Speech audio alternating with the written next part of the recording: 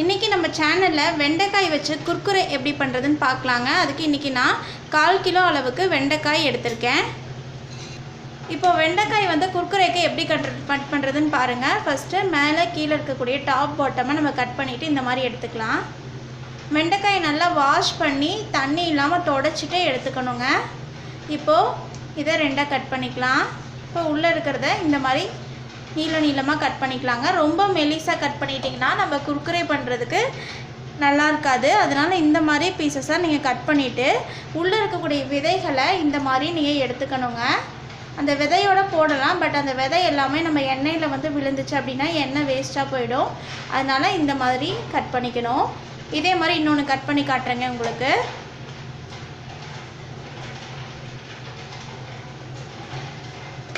Top bottom 2ஐயும் cut பண்ணிக்கணும். தென் சென்டரில் இந்த மாதிரி கட் பண்ணிவிட்டு அதை மறுபடியும் சென்டரில் கட் பண்ணிக்கணுங்க. அந்த உள்ளே இருக்கக்கூடிய விதைகளை இந்த மாதிரி எடுத்துக்கலாம். இப்போ இதே மாதிரி மீதி இருக்க எல்லா வெண்டைக்காயும் நான் கட் பண்ணி எடுத்துக்கிறேன். எடுத்துகிட்டு உங்களுக்கு காட்டுறேங்க. வெண்டைக்காய் இதில் ஒரு 1/2 டீஸ்பூன் அளவுக்கு மஞ்சள்தூள் ஆட் பண்ணிக்கிறேங்க. கரம் மசாலா ஒரு 3/4 டீஸ்பூன்,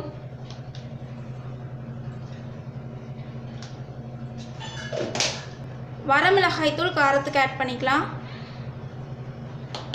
தேவையான அளவு உப்பு.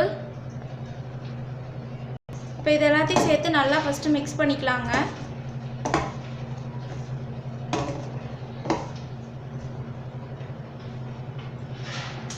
இதில் ஒரு 3 ஸ்பூன் அளவுக்கு கடலை மாவு ஆட் பண்ணிக்கிறேன். 2 ஸ்பூன் அளவுக்கு அரிசி மாவு ஆட் பண்ணிக்கிறேங்க.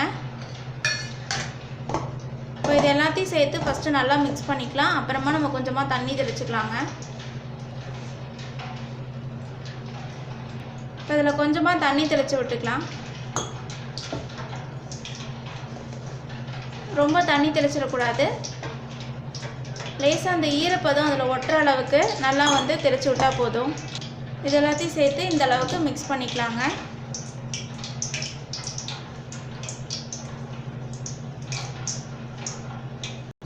பாருங்கள், இந்த மாதிரி நான் இப்போ மிக்ஸ் பண்ணி வச்சுருக்கேன். இப்போ இதை எண்ணெயில் போட்டு பொரிச்சு எடுத்துக்கலாம்.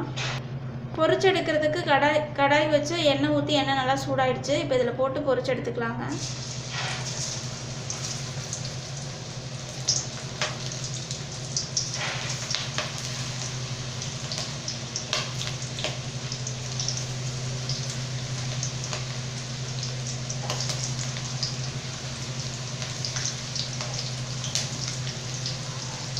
இப்போ இது கொஞ்சம் வேகட்டும், நம்ம திருப்பி விட்டுக்கலாம். பாருங்கள், நல்லா வெந்து நல்ல கலராக வந்துடுச்சு, மொறுன்னு. இப்போ இதை நம்ம வந்து எடுத்துக்கலாங்க. இப்போ இதை எடுத்து நம்ம வடிகட்டியில் வச்சுட்டு இதே மாதிரி மீதி இருக்கக்கூடியதையும் நம்ம பொரிச்சு எடுத்துக்கலாங்க.